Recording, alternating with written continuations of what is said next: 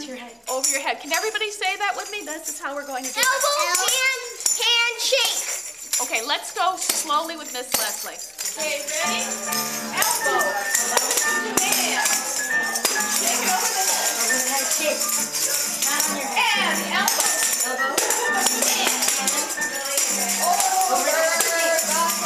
Again. And I have an idea of some basic things that children would be working on at this age if they wanted to go on and dance. And so those things are actually incorporated into even a crazy, kooky program like this.